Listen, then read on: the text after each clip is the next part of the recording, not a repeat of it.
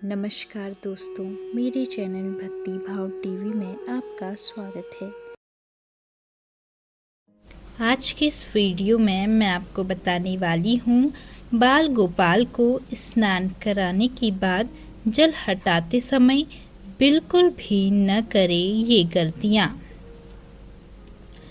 अगर आपके घर में लड्डू गोपाल हैं और आप नियमित रूप से स्नान कराते हैं तो निकले हुए जल को इन जगहों में प्रवाहित कर सकते हैं। अपने घर में लड्डू गोपाल अवश्य रखना चाहिए और उनकी सेवा एक बच्चे के समान करनी चाहिए। इसीलिए शास्त्रों में बताए गए नियमों का पालन जरूर करना चाहिए, लेकिन इस बात का ख्याल रखें कि वह भगवान हैं। इसीलिए विधि विधान का जरूर ध्यान रखें।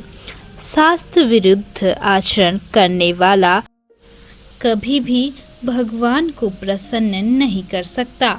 इसीलिए गोपाल जी की सेवा करनी है, पर यह ध्यान रखना है कि गोपाल जी मेरे प्रभु हैं। जब हम प्रभु से प्रेम करते हैं तो फिर पूरा प्रेम उन्हीं के प्रति आता है। तमेव माता च पिता तमेव, तमेव बंधु च सखा तमेव, तमेव विद्या द्रविणं तमेव, तमेव सर्वमं देव देव। तो यह भाव जरूर रखना है कि लड्डू गोपाल जी केवल लड्डू गोपाल जी नहीं हैं, वे सारे जगत के स्वामी भी हैं।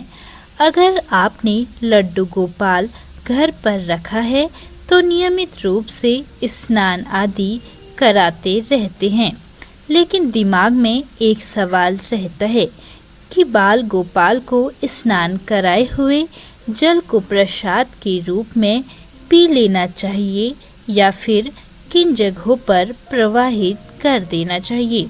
आइए जानते हैं। लड्डू गोपाल को स्नान कराने के बाद उस जल का क्या करना चाहिए? इस सवाल का जवाब है, इस जल आप तुलसी में डाल सकते हैं और थोड़ा सा जल खुद ग्रहण कर सकते हैं। इसके अलावा आप इस जल को एक पात्र में इकट्ठा कर लें और फिर इसे गंगा यमुना या फिर किसी पवित्र जल में प्रवाहित कर सकते हैं।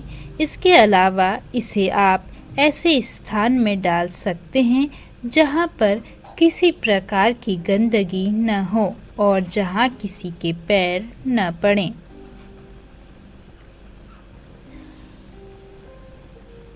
लड्डू गोपाल को फूल आदि चढ़ाते हैं तो उसका क्या करना चाहिए? किसी नदी में प्रवाहित कर दे या फिर नदी के किनारे एक गड्ढा खोदकर उसमें फूल डाल दे। लड्डू गोपाल को स्नान किया हुआ जल प्रसाद होता है, इसलिए इसका अपमान नहीं करना चाहिए। इसे कभी भी नाली, नाले या फिर ऐसी जगह नहीं फेंकना चाहिए जहां पर गंदगी हो या फिर लोगों के पैर पड़ रहे हैं।